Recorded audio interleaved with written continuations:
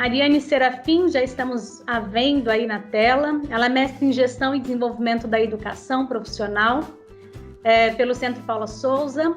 Possui MBA em Excelência de Gestão de Projetos e Processos, como nós vimos hoje de manhã, organizacionais, também pelo Centro Paula Souza. Tem graduação em Secretariado Executivo pela Universidade Estadual de Londrina.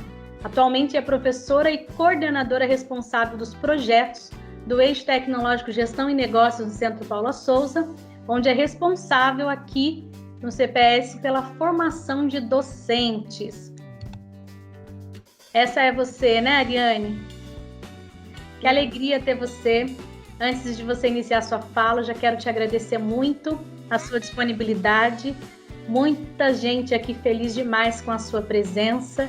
Tenho certeza que vai somar para nós. Um beijo a você e o espaço é seu, tá? Bem-vinda. Muito obrigada, Maria Gabriela. Agradeço pelo convite, pela acolhida. Eu também estou muito feliz de estar com vocês aqui hoje para a gente conversar, né? E o tema que eu trago, né? Que aí, né, desenhando esse processo, fazendo essa costura com a Maria Gabriela quando a gente foi conversar, a gente chegou até o tema de recursos humanos com foco na jornada do colaborador, que é um tema muito importante hoje, quando a gente fala de recursos humanos e gestão de pessoas. É uma capacitação que a gente tem, né, no Centro Paula Souza, que a gente oferta aos professores da área de gestão e negócios, principalmente os professores de recursos humanos. E é sempre uma capacitação muito demandada por diretores de unidade e diretores de serviços administrativos também. E eu sempre eu fico com uma dorzinha no coração quando eu tenho que negar. Eu entendo a importância desse assunto para as unidades e também para as pessoas que trabalham na administração central do Centro Paula Souza.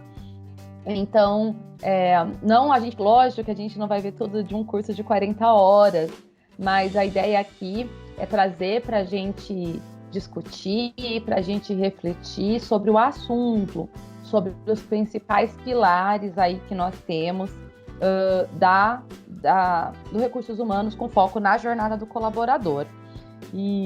Então é um assunto que que eu tive que adaptar para a nossa realidade, pensando como a gente pode construir isso dentro da nossa instituição. Não é nem construir, né? Como eu posso trazer para vocês de uma forma que vocês reflitam, pensem nessa jornada de todo mundo que compõe as unidades escolares e a administração central, para a gente ter melhores resultados, né? Para ter uma sinergia na equipe e, consequentemente, melhores resultados. Óbvio que cada unidade escolar, né, ou administração central, cada uma vai ter, né, terá suas particularidades, cada uma delas possui todas as questões de acordo com o tamanho da unidade, de acordo com a comunidade local, com a região que está inserida, com os cursos, ou seja, tudo vai depender da cultura que a gente tem de cada unidade. Mas a gente não pode esquecer que a gente tem uma instituição que administra tudo isso, que é o Centro Paula Souza, que é a administração central. E a gente tem alguns pilares, né? E a gente tem a mesma missão, a gente tem a mesma visão, que serve para que nós, nas unidades, nos departamentos, nas unidades técnicas da administração central, a gente consiga direcionar o nosso trabalho. Eu vou compartilhar com vocês aqui a minha apresentação, e aí eu peço que quando estiver aparecendo já, vocês me avisem, por favor, tá bom?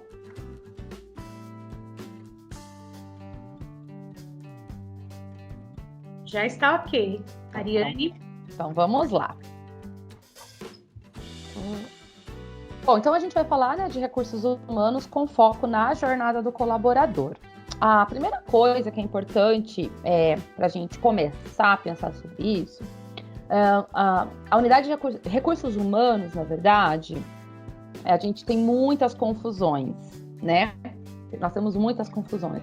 As pessoas confundem recursos humanos com departamento pessoal, e com gestão de pessoas. O departamento pessoal é uma partezinha dentro de recursos humanos. E gestão de pessoas, ela está para além do recursos humanos. Porque todo mundo que trabalha em equipe, que gerencia, que tem alguma liderança, faz gestão de pessoas. E não necessariamente, somente aí.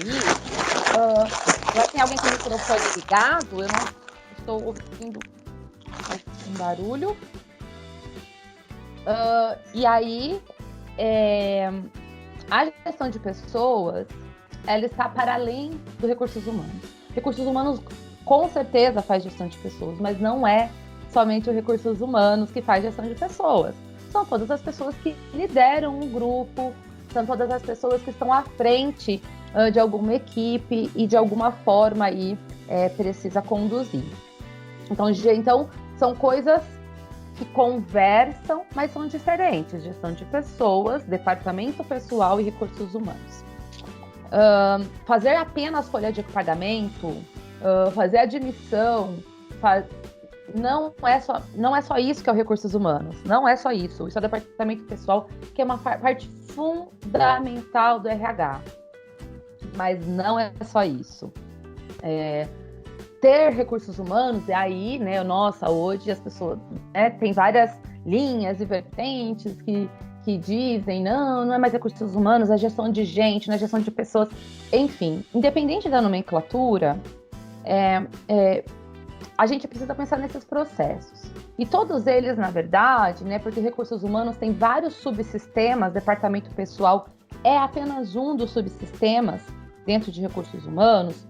Tudo isso, na verdade, tem um objetivo de dar condições para que as pessoas consigam trabalhar, para que as pessoas tenham um bom ambiente de trabalho e tranquilidade, para que possam desempenhar bem o seu trabalho, para que a instituição, seja ela pública ou seja ela privada, ela consiga alcançar aí os seus objetivos e ter bons resultados, que é o objetivo de qualquer empresa. Então, os recursos humanos e a gestão de pessoas trabalham para isso, para que vamos entender, e aí precisa entender de pessoas, né? Precisa gostar de gente, precisa gostar de gente. Qualquer pessoa que está num cargo de liderança, qualquer pessoa que tem uma pessoa e que depende dela para liderar alguma coisa, precisa gostar de gente. E pessoas não são fáceis.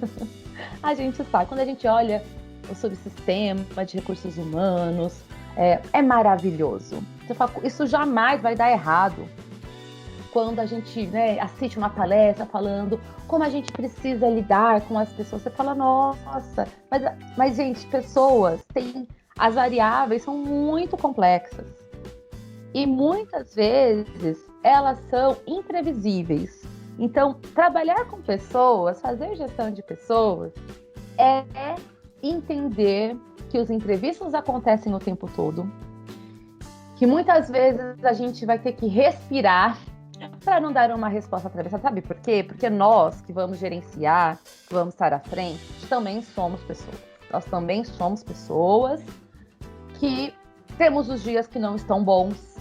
A gente tem aquele dia onde a gente só queria ficar deitadinho, sem ninguém falando nada. A gente tem problemas pessoais na nossa família, com os nossos amigos. A gente tem os problemas de trabalho, que é pressão, né? A gente sabe que trabalhar com educação, principalmente neste momento, é trabalhar sob pressão. Nós estamos aí passando por um problemão na instituição, que é falta de recursos humanos, falta de pessoas. E isso vai sobrecarregar, muitas vezes, nós que fazemos a escola, nós que fazemos a administração central. Vai sobrecarregar. E não é fácil. Não adianta a gente vir com romantismo, porque não tem romantismo, né? O que a gente precisa é entender e muitas vezes não se culpar, porque aquele dia a gente não tá bem, mas é entender que isso passa, que isso vai passar. E que às vezes, né, uma resposta atravessada que o outro deu não é pessoal comigo, ele também só não está bem. Mas a gente precisa compreender todas essas variáveis para a gente trabalhar em equipe, para que um vá ajudando o outro e a gente consiga ter bons resultados, porque a gente não faz educação sem pessoas. E a gente nunca pode esquecer qual é o nosso negócio. O negócio Centro Paula Souza é educação profissional de qualidade. E às vezes a gente está trabalhando lá na parte administrativa, na parte burocrática, e a gente esquece o nosso negócio, o nosso produto, né? Que é a educação, que é oferecer uma educação profissional de excelência. Essa é a missão do Centro Paula Souza. Então, como que a gente faz isso? Primeiro, eu preciso gostar de pessoas, gostar de gente e acreditar em gente. E por mais que, às vezes, eu não sou professor, não interessa. Se nós estamos trabalhando em uma instituição de educação profissional, todos nós somos educadores. Independente se eu estou exercendo ali o papel de professor ou não. Somos educadores, né? Todos os espaços da escola são espaços de aprendizagem. Então, portanto, eu preciso gostar de pessoas, gostar de gente e entender as pessoas. Gostar de entender as pessoas, tentar entender. E não é fácil, a gente sabe. E se fala muito nas competências socioemocionais, a gente fala muito em tudo aquilo que a gente precisa ter. Quando a gente, por exemplo, pega um departamento de recursos humanos de uma empresa privada ou de uma empresa pública, existem algumas atitudes, sentimentos, valores e compromissos que as pessoas precisam ter. Quando a gente está liderando e lidando com pessoas, a empatia é algo que, gente, não é fácil, né? Hoje se utiliza muito a empatia como sal, né? Coloque em tudo. A empatia, ela é importante, não é fácil desenvolver, né? Porque empatia não é fazer pelo outro o que eu gostaria que fizesse comigo, é mais fazer pelo outro aquilo que ele quer que faça com ele. Então, por isso eu preciso perguntar. Por isso que a comunicação, ela é fundamental para tudo. E comunicação não é o que eu falo, é o que o outro entende. E enquanto aí gestor, enquanto responsável por uma área e tudo mais, eu tenho que entender o que é comunicação, tenho que entender um processo de comunicação e ter, assim, de forma muito clara, que eu sou responsável, sim, pelo que o outro vai entender da minha informação, porque eu tenho que ser o mais claro, tenho que procurar ser o mais claro, objetivo possível para estabelecer aí uma comunicação, quando eu vou enviar a informação. Porque o meu objetivo é fazer com que o outro entenda o que eu estou falando, né? Mas para isso não é fácil comunicação, gente, não é fácil. Mas a empatia faz parte desse processo. Né, se preocupar como que o outro está recebendo a minha informação, a minha mensagem naquele momento. Será que ele entendeu? Ou quantas vezes a gente fala por falar? Quantas vezes a gente apenas envia a mensagem sem se preocupar se aquela informação vai ser compreendida e vai ser transformada em conhecimento para outra pessoa? Às vezes a gente nem está pensando nisso. E é um ponto importante.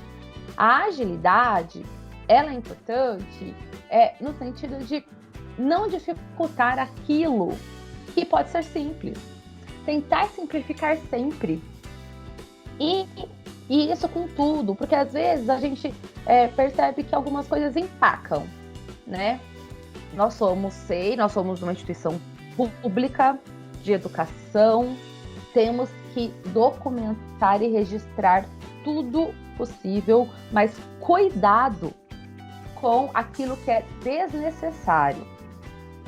Será que aquele processo ele existe só porque sim? Ou ele existe porque ele é necessário? E como que a gente pode agilizar isso? Fazer análise de dados para quem está ali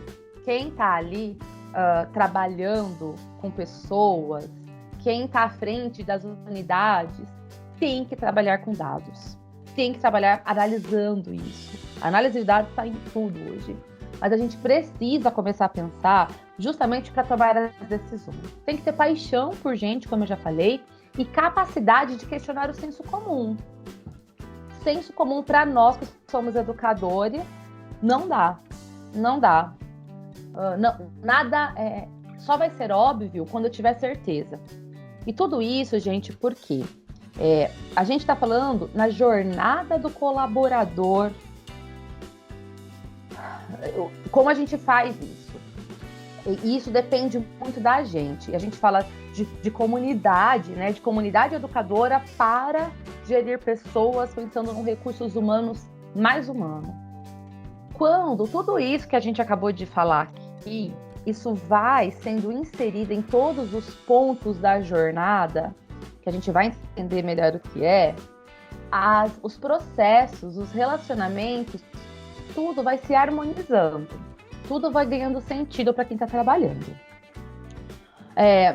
O grande desafio é fazer a jornada do colaborador nas empresas. Tudo isso que nós acabamos de ver aqui, é o que as empresas falam. Mas colocar tudo isso dentro dessa jornada é muito difícil. E o que a gente fala muito, as empresas falam muito em experiência do cliente, jornada do cliente, com certeza vocês já ouviram falar. E o que isso quer dizer? É como eu transformo aquele relacionamento que a empresa tem com o cliente em momentos mágicos. Não precisam ser todos momentos Disney, todos momentos uau, não. Mas eu preciso que cada experiência que o cliente tenha com a empresa, por exemplo, ele seja feliz, ele seja satisfatório, ele seja bom e não traga pontos negativos.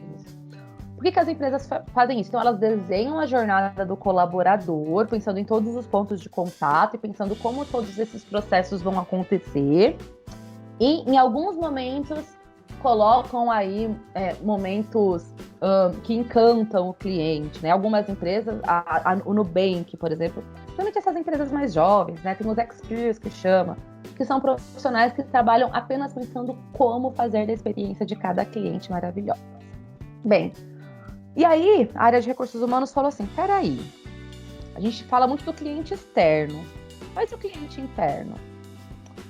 Como que porque o cliente interno, ele é muito estratégico, os colaboradores, né? Os profissionais. Quem faz funcionar ali a engrenagem para que o cliente externo tenha todo esse momento mágico. Aí fala assim, peraí, mas por que a gente não fala da experiência interna? Porque quando a gente tem funcionários, aí, colaboradores satisfeitos e felizes trabalhando, o marketing aí, institucional, ele acaba agregando muito valor. Porque quem está lá dentro, quem conhece falando bem. A pessoa falando, olha, eu tenho paixão por trabalhar nessa instituição, eu tenho orgulho por tudo que ela é. Para isso, as pessoas precisam se sentir bem. Elas precisam estar felizes com aquilo que elas fazem. A gente tem várias pesquisas aí de recursos humanos. Com certeza o salário é um fator fundamental. Mas não é somente ele. Ele é importante porque para o funcionário ter tranquilidade de trabalhar, ele conseguir trabalhar e focar no trabalho, ele não pode ter muitas preocupações, enfim. Mas não é somente esse o fator.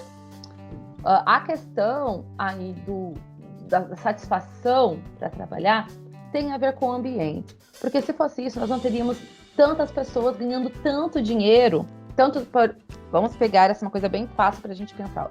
Altos executivos. Se somente a questão salarial fosse importante para a satisfação no trabalho, nós não teríamos tantos executivos cometendo suicídio por pressão, não teríamos tantas pessoas ganhando super bem, altos executivos, pedindo para sair e querendo ficar um tempo sem trabalhar com depressão, com licença do trabalho. E essas pessoas, geralmente, que têm bons salários, também têm milhões de problemas. Geralmente, existem até os fatores salariais, eles sim um fator importante e decisivo, mas não somente ele, porque essa questão de do relacionamento, do clima organizacional e do respeito que a instituição tem para com o funcionário, isso impacta decisivamente na jornada desse colaborador. Tudo isso para quê?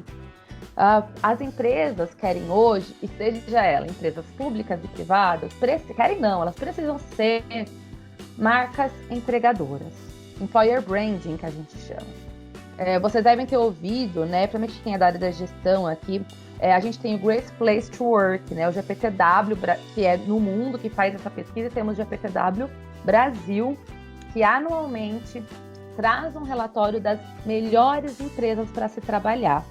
Vocês devem ter ouvido falar bastante disso. E como o GPTW faz aí, traça isso com pesquisas, mas com base no que? Na jornada do colaborador. Então, como é a jornada deste colaborador? O que ele diz, o que ele fala, o que ele sente com essa empresa que ele está trabalhando para transformar isso. E aí tem todos, né, os indicadores aí, as métricas, para indicar qual é a empresa que ela é considerada a marca empregadora. A gente tem, por exemplo, uma que muito tempo está entre as primeiras, é o Magazine Luiza, que não tem os melhores salários do mundo. Tem bons salários, mas não tem salários, nossa senhora, as pessoas, não. Mas as pessoas se sentem felizes trabalhando lá. Por quê? É o amparo, é a forma de se relacionar, enfim, para quem já leu, e aí depois eu posso deixar para vocês o link do GPTW, para quem gosta aí de entender um pouquinho sobre isso, é bem interessante. Então, o que a gente precisa fazer, o que as empresas precisam fazer, as instituições precisam fazer, é se transformarem em marcas empregadoras. E aí, trazendo agora para o nosso contexto de Centro Paula Souza, tem coisas, e aí seja você diretor de unidade, diretor de serviços, coordenador, enfim, você que trabalha na administração central, nós que fazemos o Centro Paula Souza, precisamos pensar o que está ao nosso alcance para transformar a minha unidade, o Centro Paula Souza, em marca empregadora. É isso que a gente precisa pensar. Não dá para a gente ficar agarrado apenas em uma coisa e morrer agarrado nele. Ai, meu Deus do céu, os professores não ganham bem, nossa, meu funcionário administrativo ganha muito mal, e o problema é esse. Será que o problema é só esse? Será?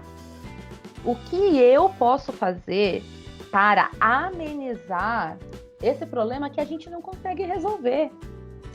Se dependesse da gente, já tínhamos resolvido, mas não depende de nós. Nós fazemos a Centro Paula Souza. Então, o que a gente pode fazer para que a experiência das pessoas que trabalham comigo, trabalham na minha unidade, trabalham no meu departamento, seja uma experiência boa, interessante, para que o Centro Paula Souza seja considerado marca empregadora, para que as pessoas queiram ficar, para que quando tem aí uma questão salarial, é lógico que a gente quer que as pessoas cresçam, né? Pelo amor de Deus, não é isso. Mas que não seja, mas que seja por isso, e não porque a instituição ou a unidade escolar não seja um lugar que acolhe a gente, que não seja um lugar que as pessoas não se sintam bem. A gente sabe, a gente ouve, né? A gente que é professor, ou que trabalha nas escolas, às vezes a gente ouve assim na sala dos professores, tal escola é bom de trabalhar, já outra escola, ninguém fica, ninguém gosta. Por quê? Como professor também, né? Os professores têm muito tem muito peso aí quando a gente transforma uma escola boa para trabalhar ou não, né? Porque a gente sabe que sala dos professores, às vezes, pode ser um problema. Pode ser um grande problema ali na convivência. Mas aí, como gestor, o que eu faço? Ou eu, como membro daquela comunidade, o que eu estou fazendo para tornar esse lugar melhor? E aí tem o Brian Cheney, que ele é diretor de marca empregadora do NVIDIA, ele diz o seguinte: uma marca empregadora trata-se, sobretudo, de contar histórias, ela abrange como você deseja que a sua organização seja percebida. Como eu quero que a minha unidade escolar, que o Centro Paula Souza, seja percebido. Pela qualidade na educação, a gente já conseguiu, mas não é fácil manter. A gente trabalha arduamente. Mas para os professores, para os funcionários administrativos, para a equipe como um todo, para os alunos, porque os alunos percebem. Os alunos percebem ali, professor que fala mal de professor, coordenador que fala mal de professor, diretor que fala mal de... Os alunos percebem tudo. Percebem tudo. Quando um parceiro, né, quando eu vou prospectar em um parceiro, o parceiro percebe. Como eu quero que a minha unidade seja reconhecida. Já pensou que legal? Todo mundo falar que a minha unidade é uma unidade escolar, que tem uma marca empregadora, porque todo mundo gosta de estar ali. Seria muito interessante. E por quê? Quais são os benefícios? A atração e retenção de talentos. Pensando no nosso mundo Paula Souza, eu posso pensar que os professores não vão querer sair dali. Se a minha unidade tem uma marca empregadora, é considerada uma marca, né, tem uma boa marca empregadora, os professores não vão querer pedir ampliação. E a gente sabe o quanto está faltando o professor hoje em dia, a gente sabe. Então, os professores vão querer ficar, os funcionários administrativos não vão querer sair. Eu vou ter ali os talentos e eu vou ter gente boa trabalhando comigo. Se é na administração central, a minha equipe de coordenadores, a minha equipe ali de assistentes administrativos vão querer ficar comigo, não vão querer sair. Então, é importante para isso. Melhora o engajamento, a produtividade e o clima. Então, se eu tenho pessoas felizes... Gente, acho que tem um outro microfone aberto. Isso, obrigada. Então, melhora o engajamento, a produtividade e o clima, por motivos óbvios. Pessoas felizes trabalham mais felizes. Pessoas felizes acordam com vontade de trabalhar, porque é o propósito. A gente já tem um propósito maravilhoso, que é a educação pública, de qualidade. O que vai fazer se motivar mais ainda é o quanto a gente consegue colocar ali de um ambiente bom para essa pessoa trabalhar. A assertividade no recrutamento e seleção, que no nosso caso, quando eu abro um processo seletivo para minha unidade escolar, ou abro um processo seletivo para a administração central, vão vir pessoas boas, vão vir pessoas que vão recomendar. Quando as pessoas que pedirem ampliação, as pessoas que quiserem trabalhar, vão ser pessoas boas, porque lugar bom chama pessoa boa para trabalhar. Reduz os custos de contratação e turnover, e a gente pensando em Centro Paula Souza, quantas vezes a gente já tem um problema sério, que é essa questão do processo seletivo por tempo determinado, né, que as pessoas ficam e vão embora. Eu conheço pessoas que já fizeram tantos processos seletivos que elas sempre querem voltar para determinadas unidades. Tem algumas que fizeram uma vez e falaram, eu nunca mais volto. Por que isso acontece? Porque isso tem um custo muito alto para a instituição.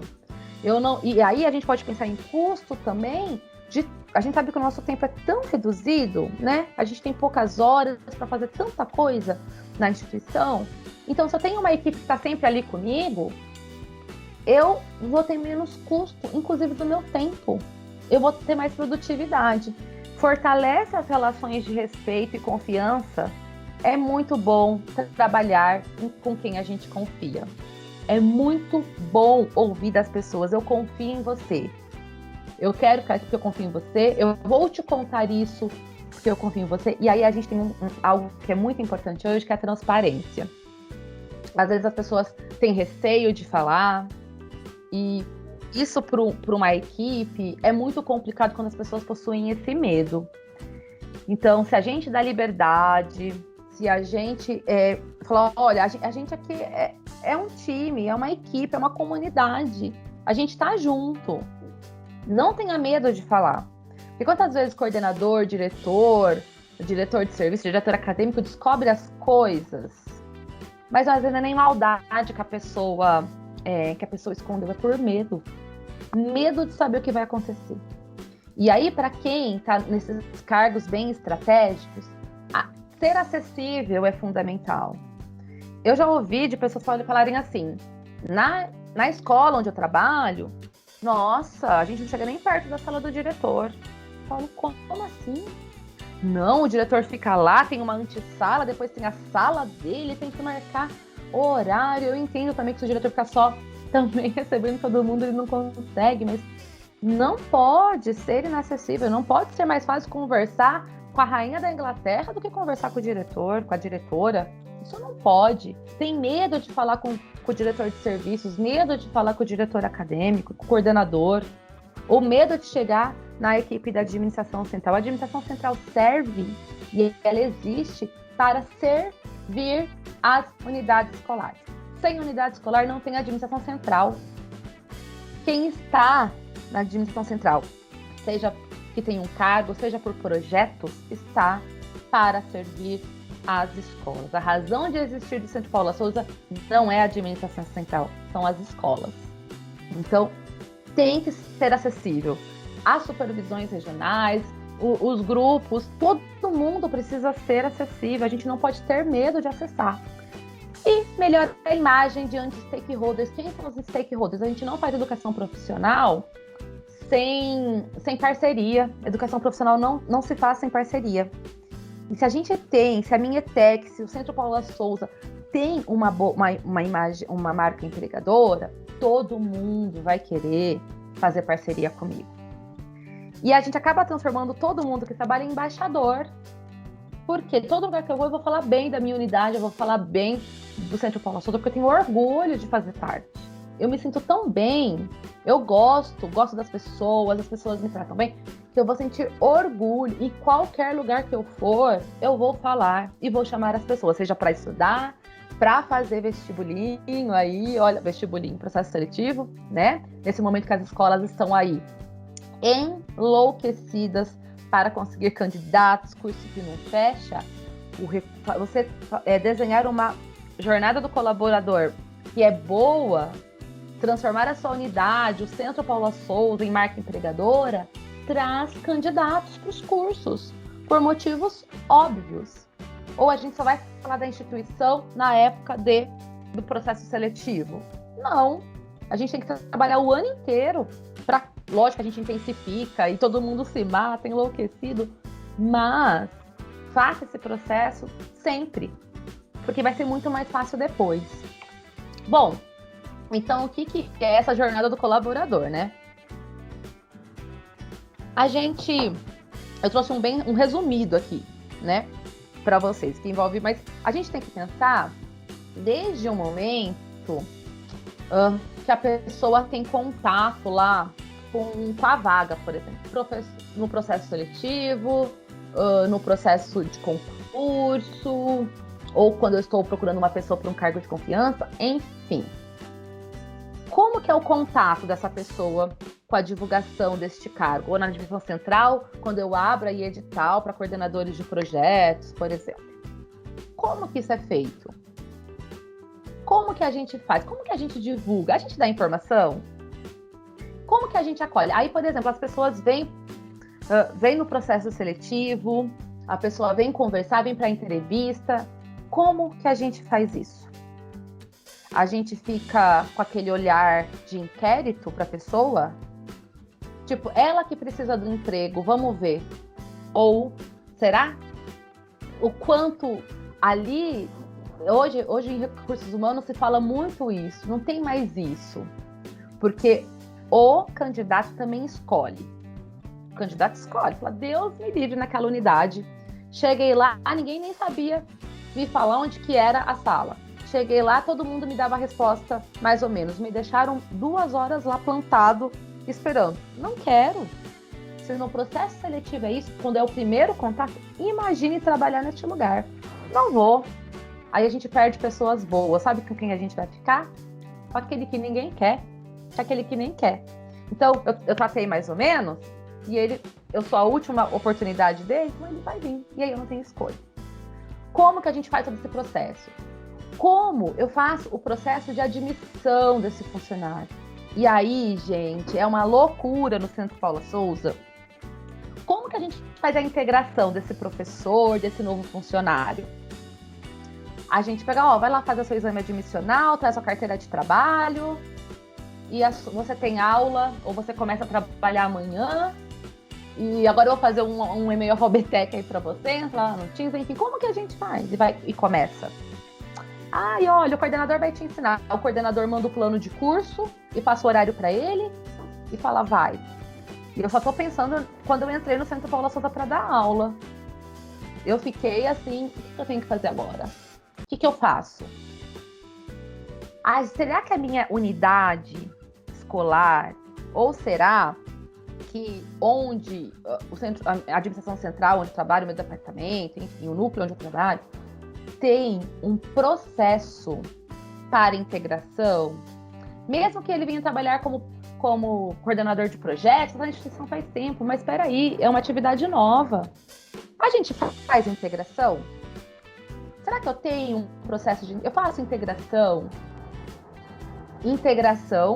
Fazer processo de integração não é entregar o manual, viu?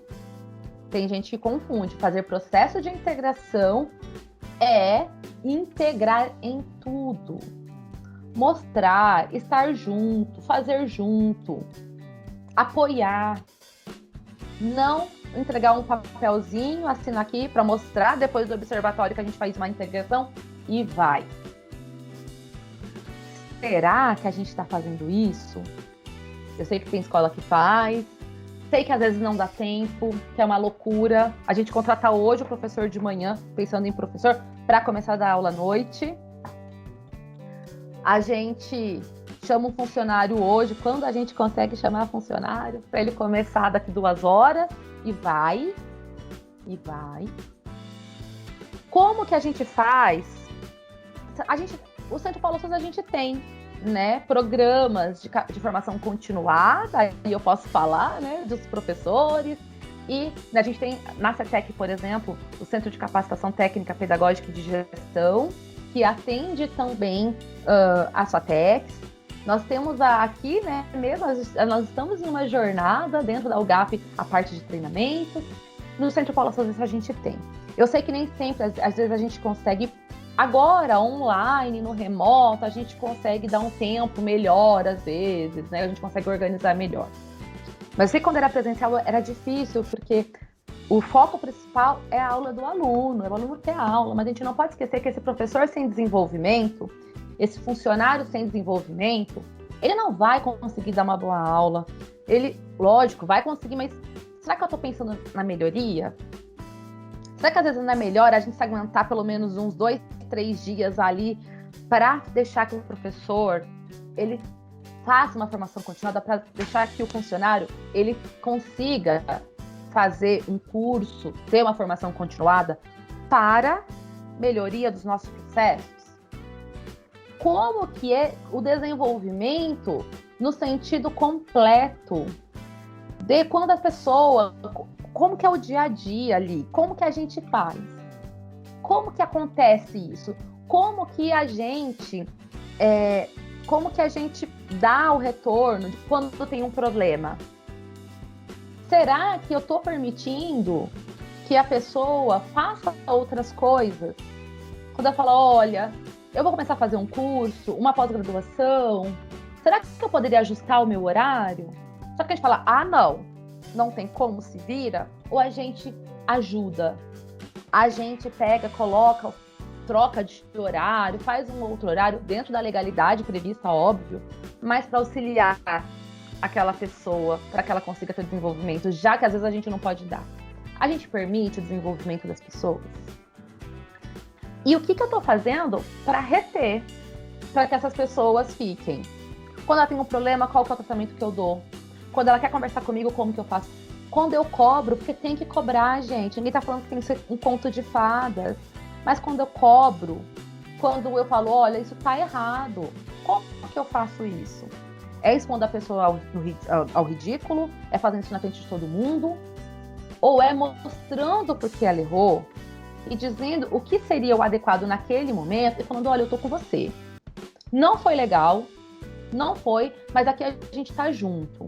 Eu te dou mais um voto de confiança, eu tô aqui com você, vamos lá.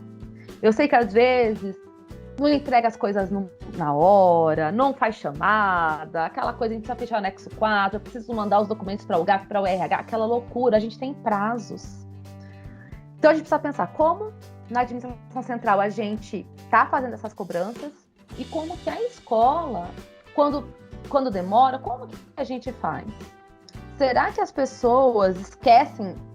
Tudo bem que tem gente que esquece sempre, mas aquela pessoa que esqueceu uma vez, será que eu preciso apontar o dedo na cara dela de uma forma que ela... Como que eu faço todo esse processo?